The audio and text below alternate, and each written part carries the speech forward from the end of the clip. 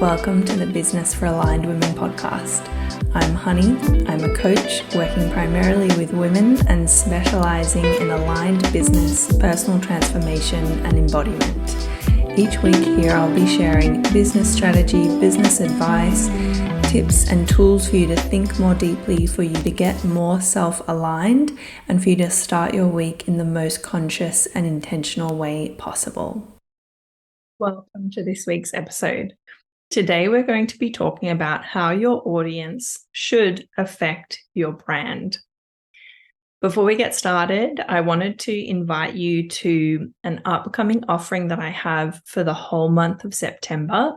Once we get into this topic today, you will see how it would be super helpful for you to flesh out the ideas that we're going to briefly be touching on in this episode. And that's something that we will be doing for this container.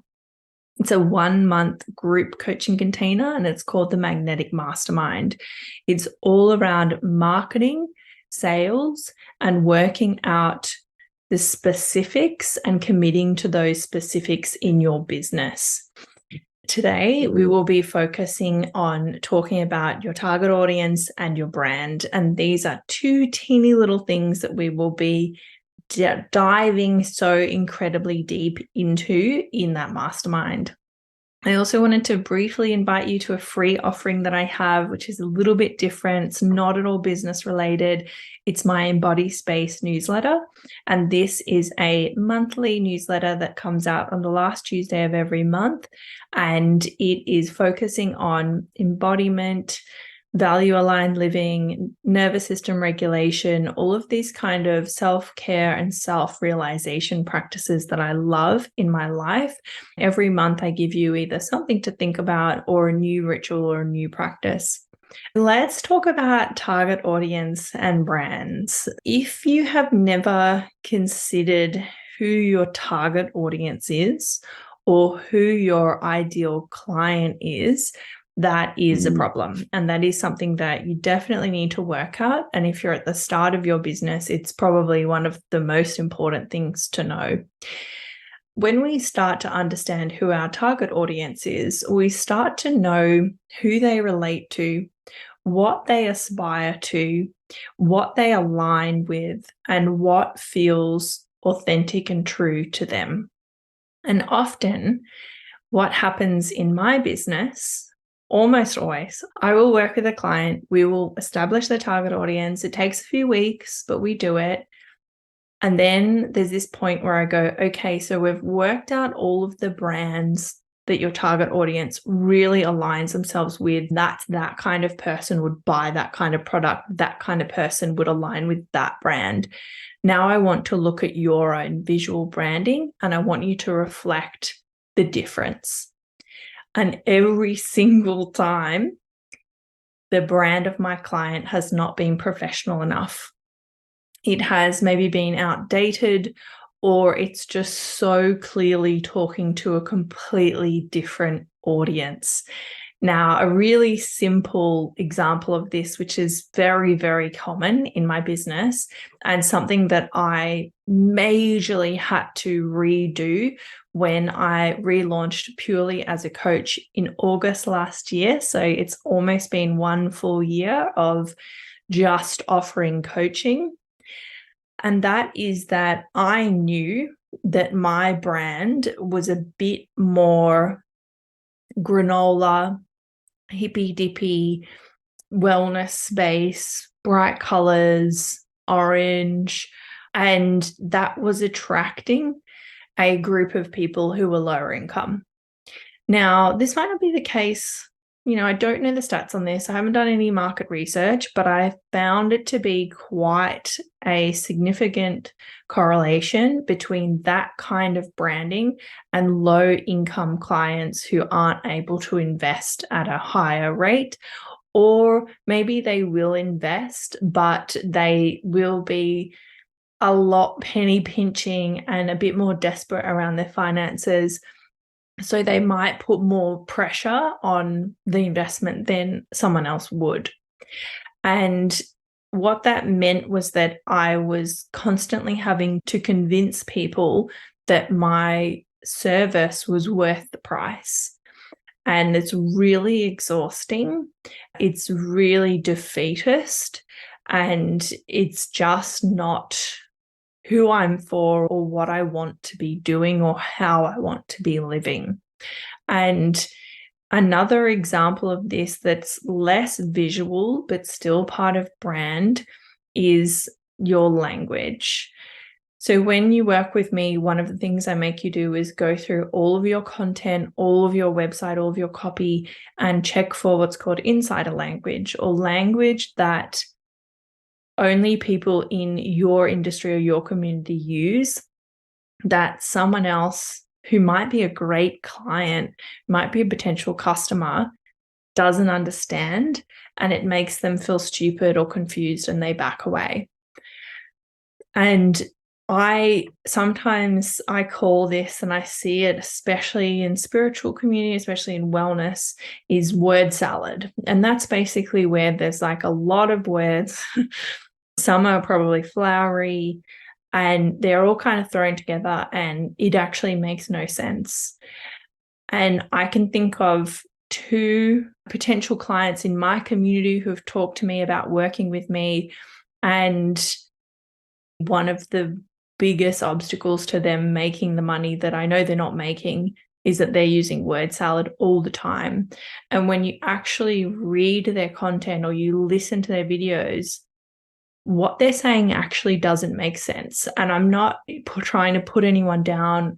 I'm saying this so that those people and you can go and rectify this, because you are stopping yourself from having a really abundant business, but you're also stopping yourself from expressing yourself in a clear manner.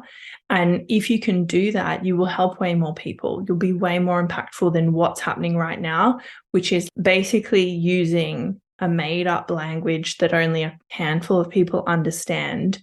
And it doesn't make any literal sense when someone reads it or listens to it.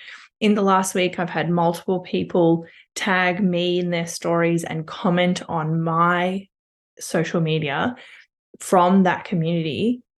And I haven't responded to their comments or responded to their stories, because when you actually read it and you're out of that community or that industry, it literally does not make any sense. So if you're doing that, what's happening, there's 2 kind of things that can happen. And it's either you're coming across as really unclear and really unsure. So you're kind of just like muffling things about and throwing a word salad together. And that creates confusion and distrust. And if the person doesn't understand what you're saying, they'll back away. The other thing that can happen, which is a tactic used by cults, is it makes your potential customer feel really dumb, that they don't know, and therefore they've missed something. So they have to work with you in order to understand what they've missed. And to me, that is such an unethical practice. And that is definitely not a way that you should be trying to get sales. And I can also say from previous experience, when I was a bit more word salady, 4 years ago, I attracted clients like that who weren't in their power because they thought I knew much more than them. Maybe I did about certain topics, but it doesn't make me smarter than them or better than them or have more power than them. And therefore, they kind of became really codependent on me and developed really unhealthy parasocial relationships.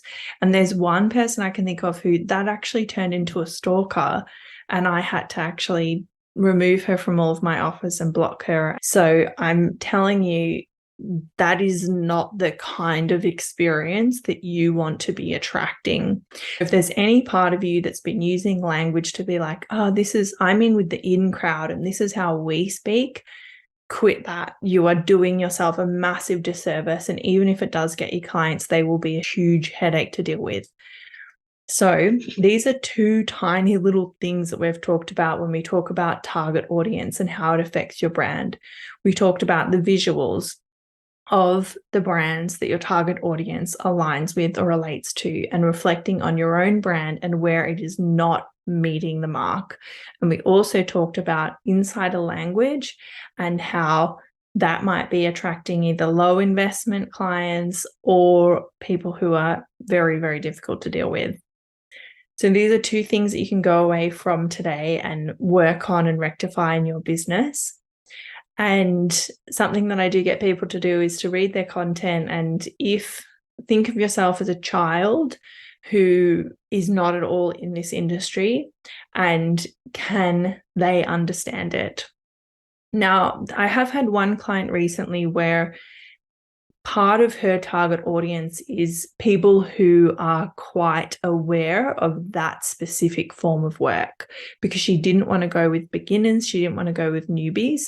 So for her, it's a little bit more of a fine line, and she needs to work out the particular kind of insider language that relates to that level of progression within that particular industry.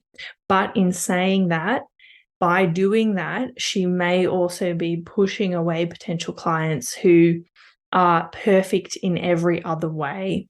It's definitely food for thought. If any of what I have said today has lit a light bulb in you, I really, really invite you to join the Magnetic Mastermind in September, where we will be going over your business in detail in terms of target market and how you're marketing yourself and how you can start to attract more easeful and more abundant clients. And as part of that, there is an option to upgrade to include a one-to-one session with me where we can go over your business in any way that you need over that time. And that's the only way that you can access me in a one-off, one-to-one session. So if you've been wanting to work with me, and you kind of want my opinion or my advice, and you know that you need to establish more details around your marketing and your business, that is a wonderful way to do it. It's really affordable. It's 444 Australian dollars for the whole month. And it's the last time I'm going to be offering an incubator at that price point.